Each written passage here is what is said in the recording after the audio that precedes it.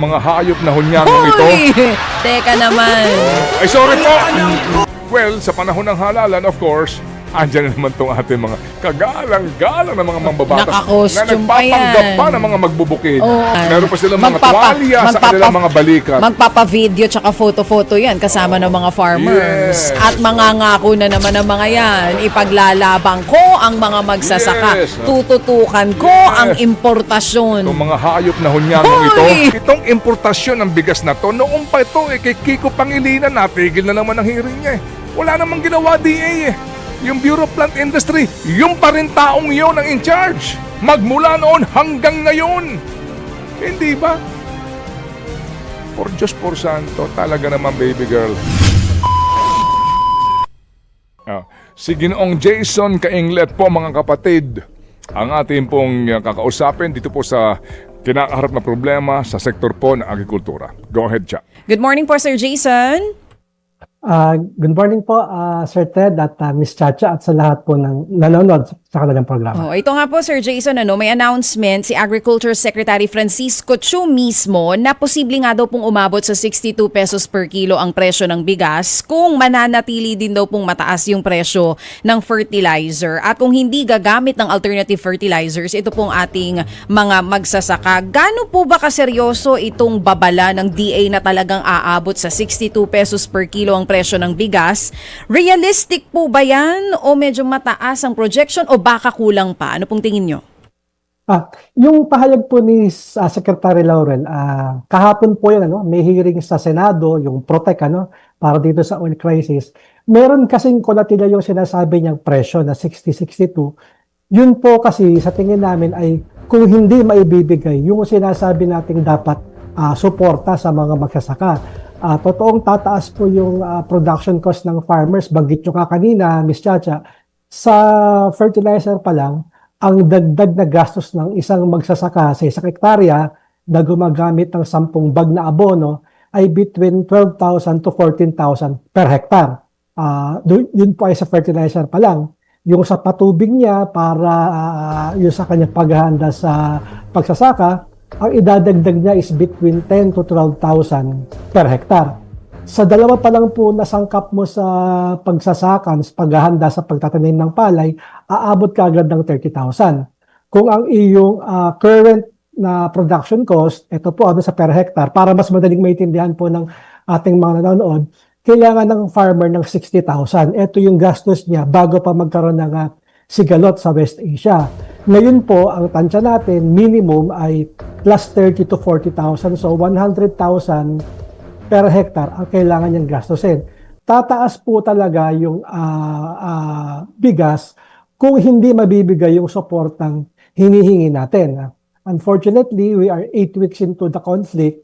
Ang naibibigay pa lang at nakabudget ay isang 150 million na fuel subsidy at isang 10 billion mula sa presidential assistance, kung ano man ang tawag doon. So, in short, pag kinuwenta mo po lahat yan, Sir Ted, nasa 5,000 each lang per farmer, 3,000 each per fisher folk, dagdagan mo ng 2,000, so 7,000 and 5,000.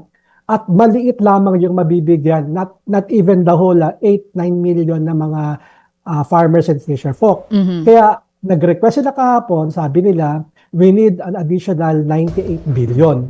Kami, tingin namin, nasa 150 billion ang kailangan kasi kailangan mong i-subsidize yung 30,000 na malinaw na dagdag sa gastos ng farmer.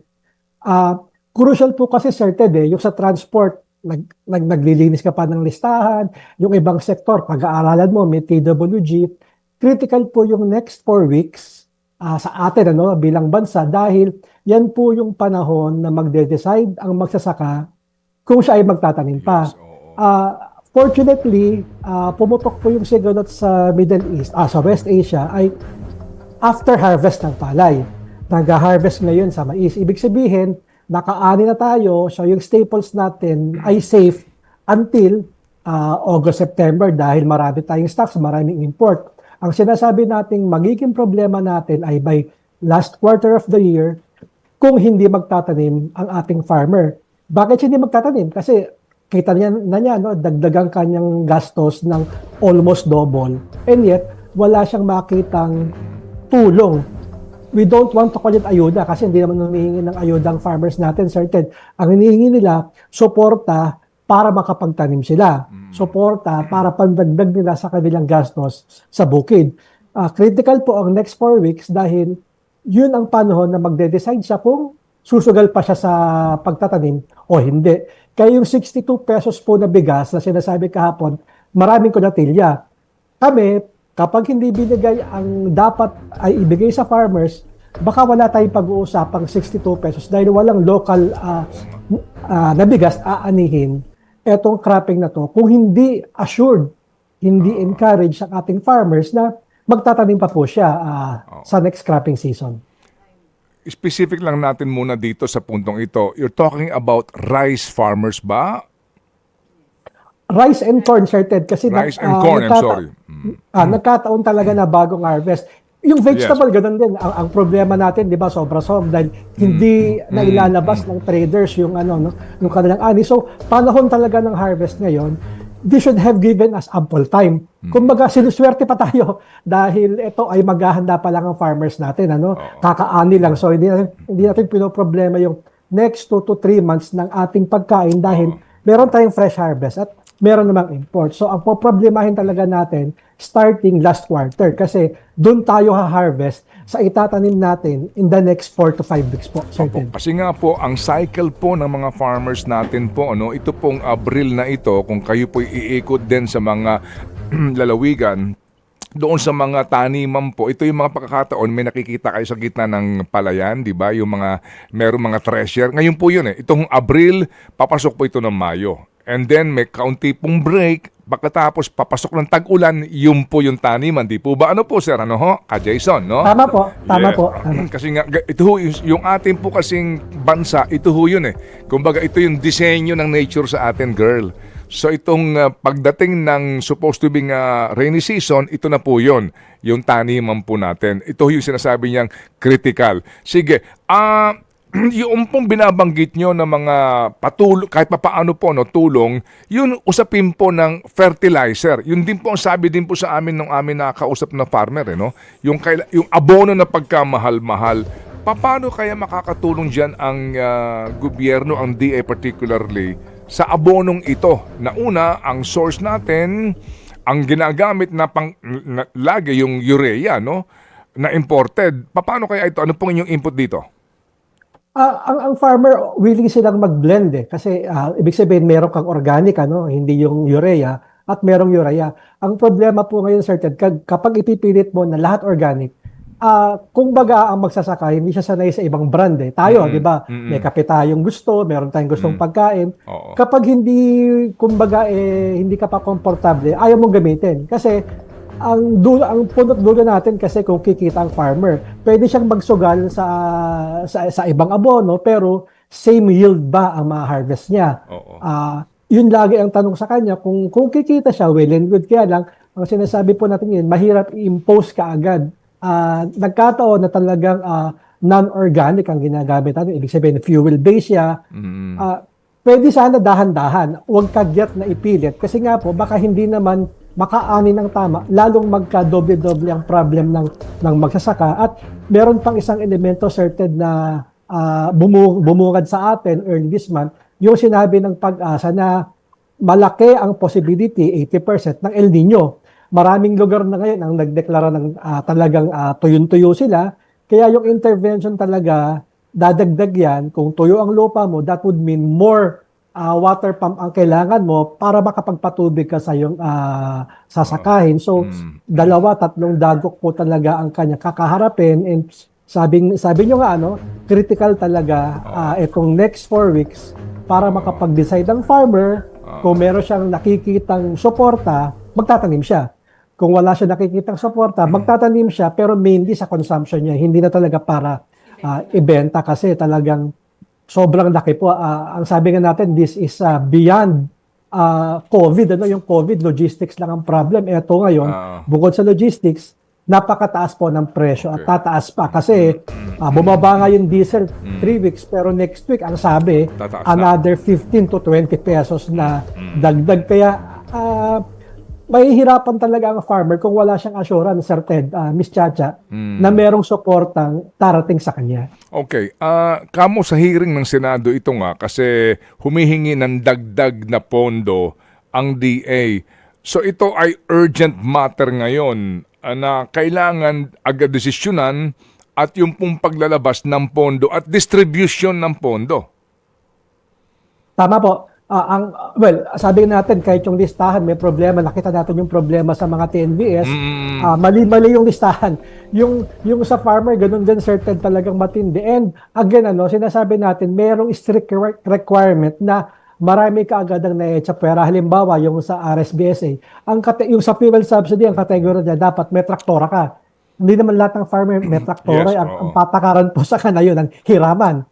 Sa mga mangingisda, pag wala kang motorized bangka, tanggal ka sa listahan. Again, sa kanayunan, hiraman ng bangka, hiraman ng traktora, hiraman ng mga thresher, hiraman ng mga patubig po. Yun ang sitwasyon. And sabi natin, gawin na kahapon, hindi gawin bukas, gawin kahapon lahat ng intervention. Kasi nga, it would decide yung ating food security. Ayaw nating manakot para mag-import na naman ng NEDA. Sinasabi natin, ngayong panahon talaga kinakailangan yung support sa local natin. Dahil, come last quarter, certain, talagang tatambad sa atin ang problema kapag hindi tayo umaksyon kahapon. Opo, yun. So, klaro na po ito. Dito po sa remedyo na iniisip po ni Secretary, dalawa pala itong blend na iniisip niya.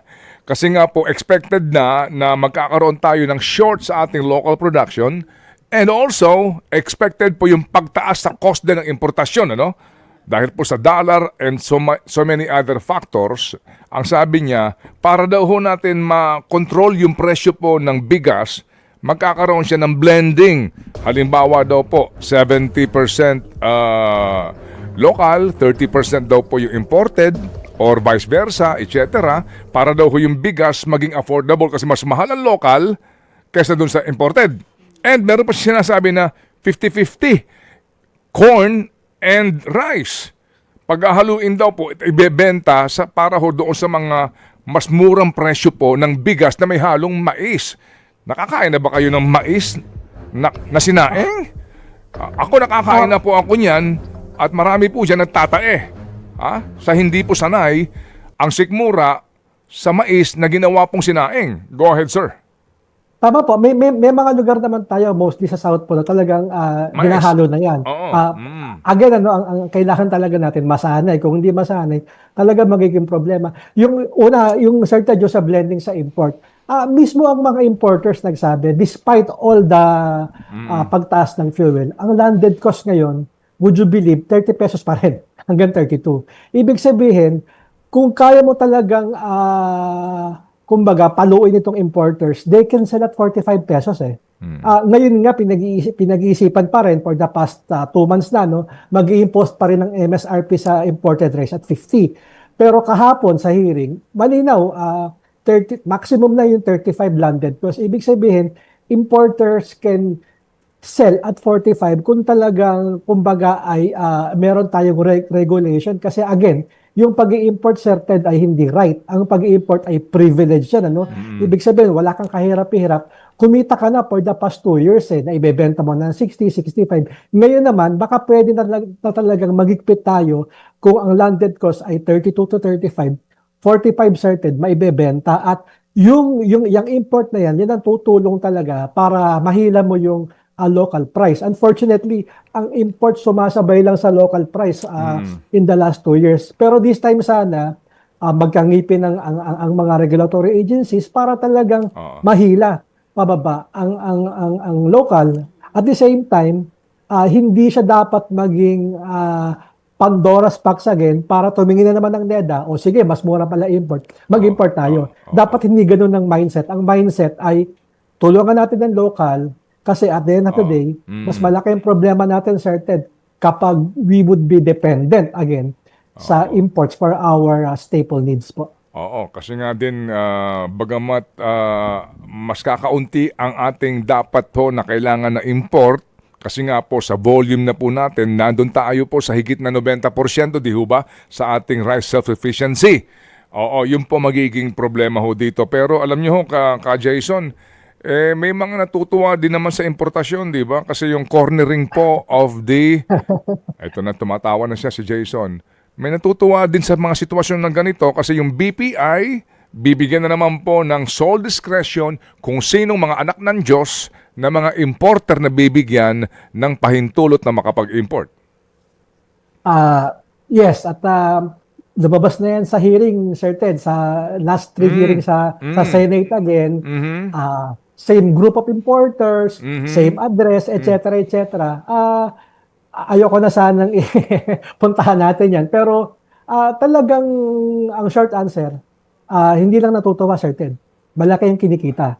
Hindi lang sa bigas. Even chicken and pork. Talagang gatasan. Yes.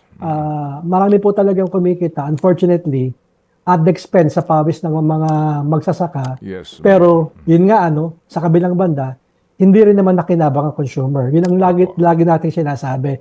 Etong tungong importasyon, lagi kinakasangkapan consumer. Pero pansinin natin, in the last 2 years, yan ang pinakamalaking volume ng imports. Bigas, baboy, manok, mais. And yet, hindi naman buwaba sa retail. So talagang may problema tayo. Or sabi nyo nga, may mga natutuwa, pero masigit marami po talaga ang nadidisgrasya sa sobra-sobrang imports natin, Sir Ted. Opo. At kami po'y makikibalita po sa inyo, Sir Jason, dito po sa mga mangyayari sa darating po na ilang mga linggo. Kasi nga, yun ang problema din po, yung crisis na pinagsasamantalahan ng iba. And, sana nakikinig ngayon kung meron man po sa Malacanang o sa DA o sa Secretary Chu, yung mga nakapaligid din sa kanya dito sa usapin na ito, yung crisis po, pinagsasamantalahan. Ito pinag-uusapan namin ng FFF, ng grupo ng Sinag.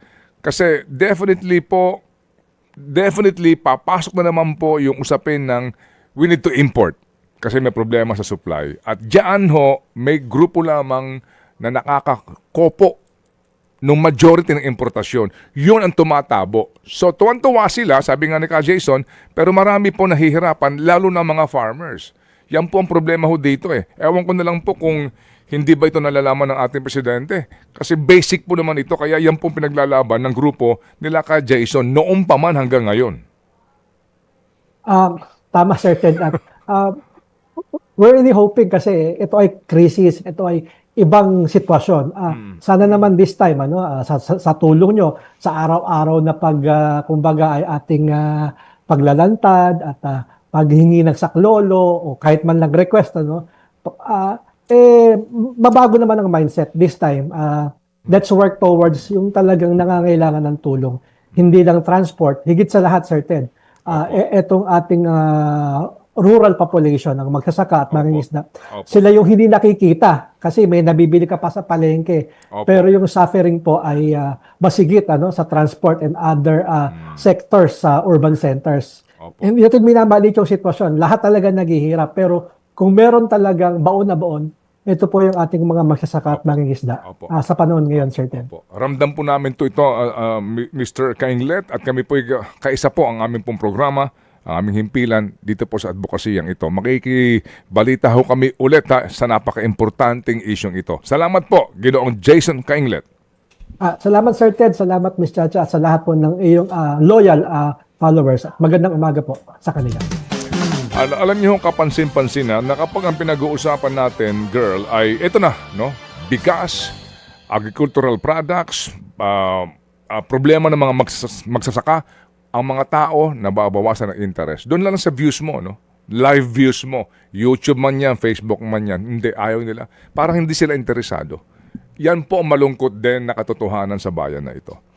Mamaya pag-uusapan natin impeachment ni Sara, ni VP Sara. Sigurado yan, silang lahat kukuyog dyan at interesado sa usaping political. Ay tama din po naman. Kasi dyan may pakialam po tayo. Pero dito, sa isyong ito ng ating kakainin, ng ating bigas, girl, ng ating pong problema ng mga magbubukid, dapat mas interesado tayo.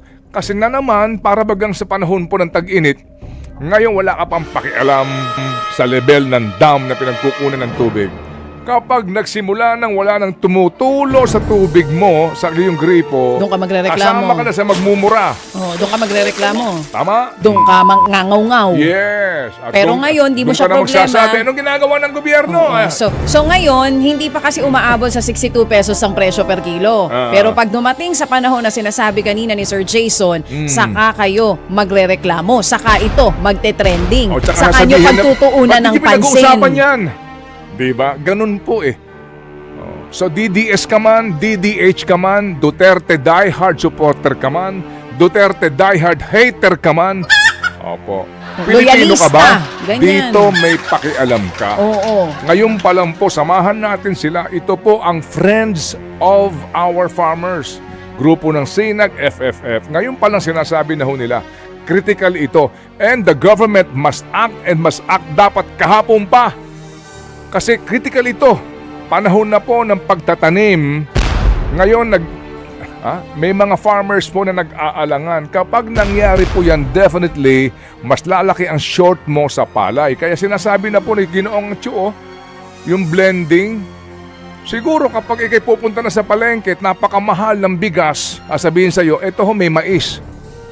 Tsaka ka lang manggagalaite, di ba? Pakakain nyo sa akin yan.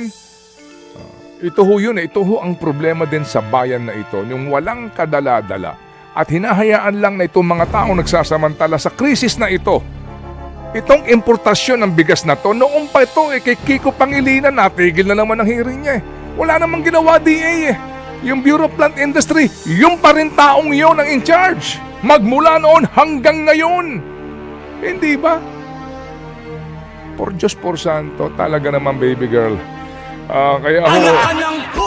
Kaya ho tayo nagkakaganito eh.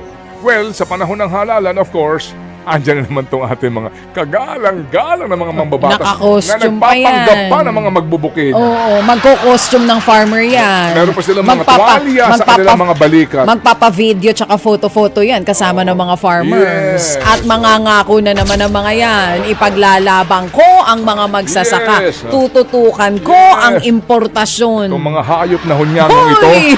Teka naman. Ay, sorry po! Sorry, hindi ba? Anyway, Tsaka hindi lang rice farmers ang may problema. Naalala mo, di ba, nung nakaraang linggo, parang mga 2 weeks ago, yung sa Repolyo, yung ang bili na lang doon sa mga vegetable farmers, doon sa Repolyo nila, 3 pesos per kilo. Ano ba yun? anyway.